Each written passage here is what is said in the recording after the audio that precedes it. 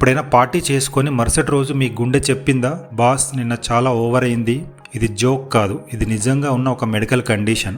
దాని పేరు holiday heart syndrome. Holiday heart syndrome అంటే ఏమిటంటే, పండుగలు, పెళ్లిళ్ళు, న్యూ ఇయర్ పార్టీలు అంటే సెలవుల్లో ఆల్కహాల్ ఎక్కువగా తాగితే ఇప్పటి వరకు గుండె సమస్యలే లేని వాళ్లకు కూడా హార్ట్ రిథమ్ అసాధారణంగా మారిపోవడం. సింపుల్ గా చెప్పాలంటే పార్టీ ఎక్కువ, డ్రింక్స్ ఎక్కువ, నిద్ర తక్కువ.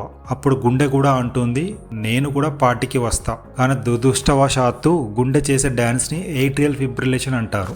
సాధారణంగా మన గుండె ఒక డిసిప్లిన్ ఉన్న స్కూల్ హెడ్ మాస్టర్ లాంటిది. ప్రతి బీట్ కరెక్ట్ టైంలో ఉంటుంది, లబ్ డబ్ లబ్ డబ్. కానీ ఆల్కహాల్ లోపలికి వెళ్ళాక గుండె ఒకటేసారి వెడ్డింగ్ డీజేలా మారిపోతుంది. Lub dub dub dub lub lub dub dub అంటే పూర్తిగా గందరగోళం. హాలిడే హార్ట్ సిండ్రోమ్ వచ్చినప్పుడు ఈ లక్షణాలు కనిపించవచ్చు. గుండె వేగంగా కొట్టుకోవడం, పాల్పిటేషన్స్, ఛాతీ అసౌకర్యం, ఊపిరి తక్కువగా రావడం, తల తిరగడం. కొంతమంది ఇలా అంటారు, డాక్టర్ గారు నా గుండె కాఫీ 10 కప్పులు తాగినట్టు కొడుతుంది. అప్పుడు మేము అడుగుతాము నిన్న పార్టీ అయ్యిందా అని. ఆల్కహాల్ వల్ల హార్ట్ ఎలక్ట్రికల్ సిగ్నల్స్ డిస్టర్బ్ అవుతాయి, డీహైడ్రేషన్ వస్తుంది, ఎలక్ట్రోలైట్స్ మారిపోతాయి, అడ్రినలిన్ పెరుగుతుంది. ఇవన్నీ కలిసి అసాధారణ హార్ట్ రిథమ్ కి కారణమవుతాయి. అందుకే ఇది ఎక్కువగా హాలిడేస్ తర్వాత కనిపిస్తుంది.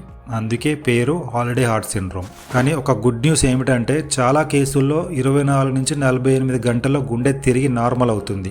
అంటే గుండె కూడా అంటుంది పార్టీ అయిపోయింది, ఇప్పుడు మీ పని మొదలు పెట్టండి అని. హాలిడే హార్ట్ సిండ్రోమ్ రాకుండా ఉండాలంటే ఈ 3 గోల్డెన్ రూల్స్ గుర్తుంచుకోండి. రూల్ 1 ఆల్కహాల్ మితంగా తాగండి. రూల్ 2 నీరు ఎక్కువగా త్రాగండి.